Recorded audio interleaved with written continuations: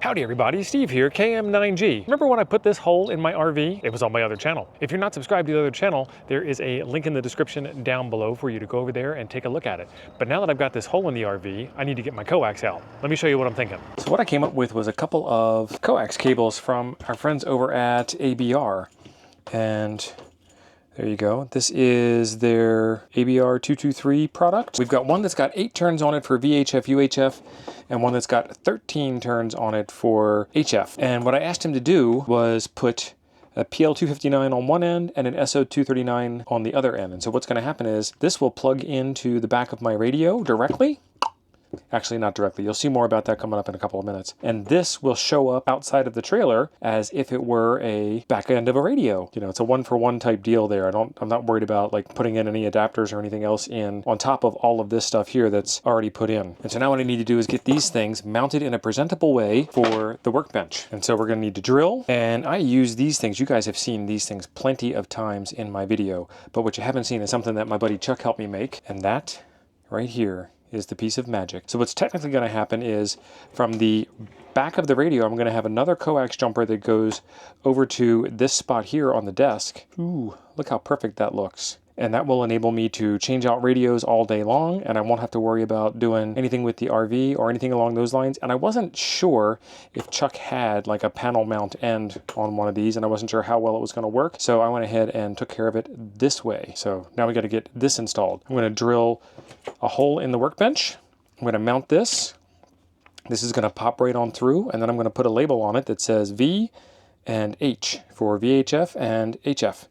And then we'll have 2 coaxes presented outside. So let's get to work.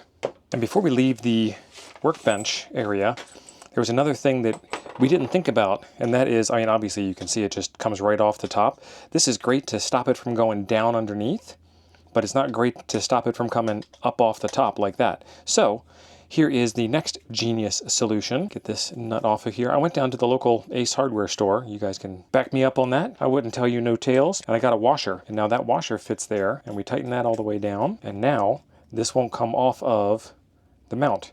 I can still undo those 4 screws and lift it off and do some maintenance if I needed to. Or I can go under the desk and do some maintenance underneath. But what I need is for this not to come off. And that's how we do that. And these are, I'll leave links in the description down below for you. These connectors here are pretty slick. They just come right from Amazon. They come with the 2 little washers on them, as well as the 2 nuts. And it's just a barrel connector, and you can actually kind of see, I don't know if you'll be able to see that or not, but I can see straight through it. Now we get to go to work. They'll get to see my messy workbench, but I am still moving in here. I'm going to put the waterproof dust cover thing. There's a little flapper that comes with these things here that's supposed to make them waterproof for like marine use or something. Obviously we're not going to need that inside the hamshack. Oh man, I hope we don't need that inside the hamshack. But there is a little bump out on the back there, and I don't need that bump out on the back because I'm not going to be using that waterproof cover. So it's going to sit kind of out because there is a board underneath that holds that solidly to the wall so it doesn't move. I'm going to put one right over there, and that looks pretty good. But an even better way to do that is to take a piece of scrap wood of the same size and dimension that I used for the desk build, and I can put that right there, and I can go that close to it and be perfect, and that'll be perfectly aligned with the wall and with the desk, and everything will be as square as it can be, and I won't need to do a whole lot of measurement. Perfect. Always use the wrong tool for the job. In this case, it's an impact gun, and I really should find the center point of those guys. That helps narrow it down a little bit more. Just get in there and eyeball it really good. And then luckily these things have a bit of a trim around them, so it'll hide a lot of my mistakes. And if I'm going to use the DeWalt impact driver, I might as well use the DeWalt vacuum cleaner too. That looks really good. Let's get those coax adapters put in there. So what I'm going to do, in order to make sure I have these things all the right depth, is I'm going to take the bottom nut off and the top nut off. I'm going to grab just an average generic piece of coax, put that on and screw it all the way down. Now that's screwed all the way down, and that's going to be my minimum depth. Maximum depth? I don't know. It's going to be the depth that I'm going to set it at. And then that goes into the 3D printed insert. And then that goes into the desktop. Now we need to get underneath and screw that in. That's going to be a fun camera angle. I got a little excited on the second one. I should have gone slower. But it's underneath the table, so nobody's going to see it but you. put the big washer on, then the little washer, then the nut. Because of all of this magic, I gotta do this blind, so you guys are gonna help me. Crap. Get this all lined up, right? All right, second try. And of course, the one that I put on, you probably won't be able to see it, but the one that I put on, that looks like it's got 2 washers on it. Yay! Yep, 2 washers. All right, and that's what she looks like installed on the top side. And now we go underneath for some coax magic.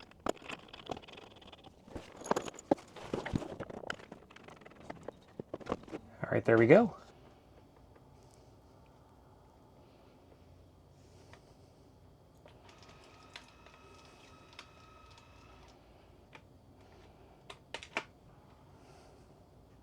And now when I go outside, I can just open up this little lever right here, and there are my 2 coax jumpers. Ta-da! So now I'm ready to go for whatever ham radio experiment I want to run when I get to the next RV park. And then when I'm done, lift it up, open it up, shove the ends in, and we're ready to go down the road. And then ABR has a ton of coax for any of your coax needs. I'll leave a link in the description down below where you can get some more info. I reached out to Chuck over at ABR and I said, this is what I got going on. This is what I want to do. I see you have these. What's the best solution for this? And Chuck said, I got you.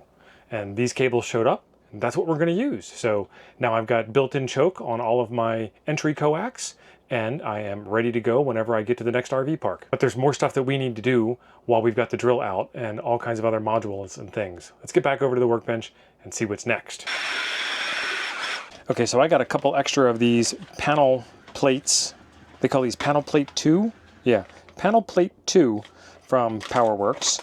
And we're gonna do power poles and power poles on each side of the window. I'm pointing to the window like you guys remember where it is. Power poles over there and power poles over there. And then on the other window on the other side, I'm gonna do interruptions. And then on the other side of the hamshack over there, I'm gonna do the same thing, but instead of doing just power poles, I'm gonna do USB ports also. Over here, I've got a USB solution. We'll get to that later on in a future video because I'm not ready to share that one with you yet. But the power pole solution is gonna be these guys here. And these are power pole 2s. And for some reason, PowerWorks charges the same price to get the single as it does to get the double. So I got 2 doubles. And so what we're gonna see from the top of the workbench is that and that. And then we'll have plenty of extra power to power whatever projects we have in mind off of the workbench. And then underneath, you guys have seen power pole cables made up before. These are the same kind of power pole connectors that you get on regular power cords. So they go together the exact same way, and I'll be able to run those over to my workbench power supply and get that off the bench and more bench space, which is always a good thing. So I can put more radios on it. And this is just a repeat of the last process. And I know you guys were cringing when I was using the impact driver, but it did get the job done. Now I'm going to use the drill motor instead, because you guys know these things come in a kit where you get one of each.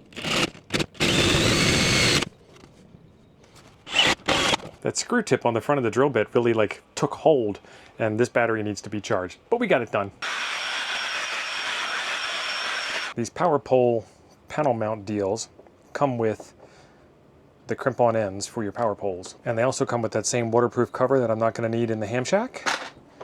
And these have a retaining nut because these were actually designed from the factory to work with these things. Put that in there like so.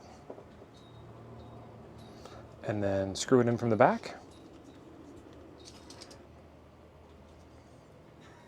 All right, let's get it screwed in.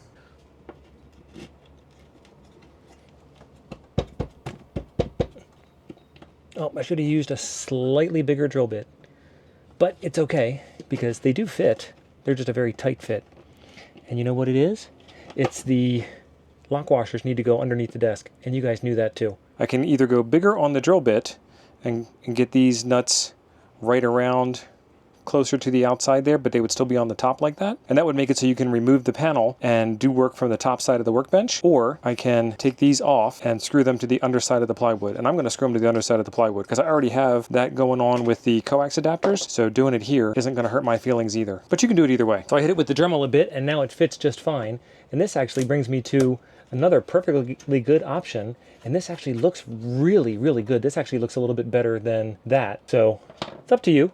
Options are always a thing. Look at that. That's pretty slick looking. Like it was meant to be there in the first place. All I had to do was hit it with a little Dremel action. This is a USB rechargeable Dremel, and it gets the job done. I think that looks pretty good.